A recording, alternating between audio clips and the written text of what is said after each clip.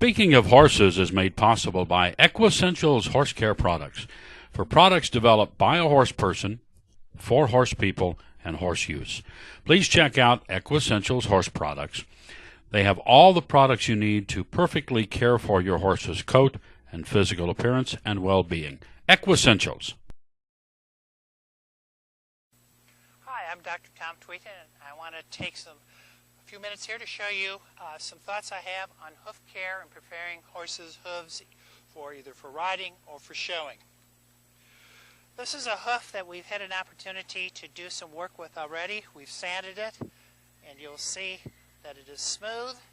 And with this particular hoof, I can go ahead and moisturize it.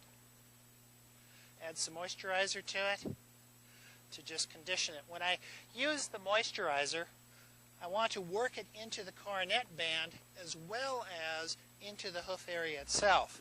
I think another important thing to remember is that we want to get the back bulb area moisturized as well. This is a growth area that grows into the frog area, helps it keep it healthy and protected. So working the moisturizer into the hoof is an important part of keeping this area healthy. And by rubbing and stimulating the coronet band area, we also improve the growth area as well. We can prepare the hoof by first carefully cleaning it. We want to, pick this hoof up, we want to go ahead and use a good, strong hoof pick and clean the hoof area.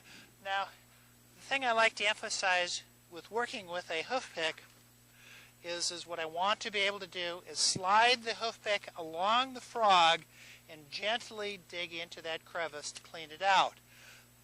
If I poke down into it, I can damage that frog area and this area that's down into the valley between the frog and the hoof pad itself. So working that area, protecting it, and very carefully working that area and working it on its side is a great way to protect your hoof but still keep that area nice and clean. Then I'll clean out and underneath the shoe area itself, and it should be ready to go. If you're working your horses on rock or on a arena area that has wood pieces, you want to also check your horses after you've ridden them to make sure that there's no pieces of wood or rock caught in this area as well, and to remove them very gently, lift them out with a good hoof pick. Another important tool to have with you at all times in your tack box is a good rasp.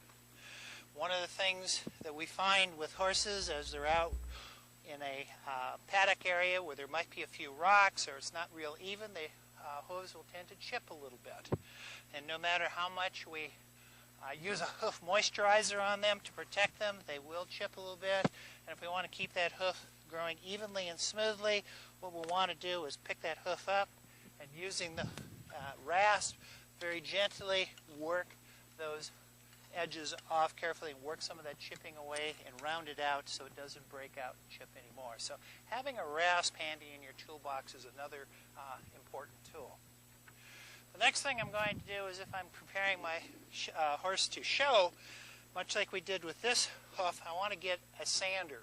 And I like to use a cordless sander so I don't need to worry about electric cords getting caught up in the leg area and the hoof area or having them step on them, particularly if they have shoes on, because they could break the casing on the wire and short it so that they might get a nice shock from that electric cord. So using a cordless sander is very valuable. Once you have a sander like this, and even if the horse is used to it, when you turn it on, you want to turn it on far enough away so that the horse is familiar with it, let them see it, let them get a feel for it.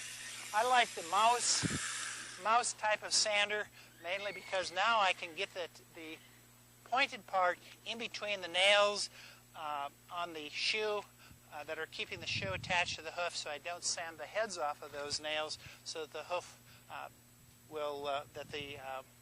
shoe will release from the hoof wall. Once I have that done, we've sanded this one already. I can go back. We have a hoof back here that we haven't worked with yet. You'll notice as the safety standpoint of addressing this hoof, I'm off to the side. I'm going to hold it up and let it rest on my knee, and then I'm going to go through the process. And the beauty of using a battery-operated sander rather than a disc sander or the mouse sander is that it's going to be oscillating back and forth. It's not going to get hot. It's not going to hurt the hoof. And as I told you, with the sander itself, I can work in and amongst the nail holes and sand out as well. I usually start with a medium grit paper. If I'm going to be showing these horses and really want these hooves sanded off well, then I'm going to come back with a fine grit paper to finish off the job. If I really want them polished up well, I'll take and cut a pad like this that will fit onto the sander as well and polish them off with some of this paper.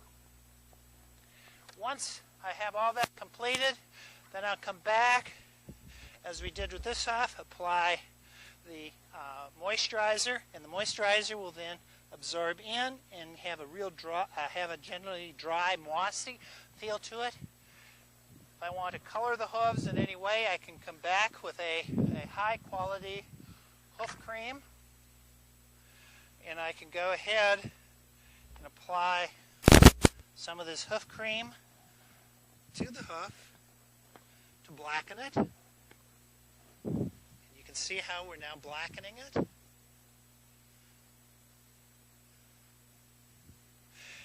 We'll allow that to dry, buff it out. For showing. Very simple, straightforward. You don't have to strip the shoe polish in the same way that if you're using hoof black or some other almost nail polish type material that tends to dry the hooves. This does not dry the hooves, and you can leave it on. These are a couple of very simple ideas and hints for you to go ahead to help keep your hooves looking clean and healthy.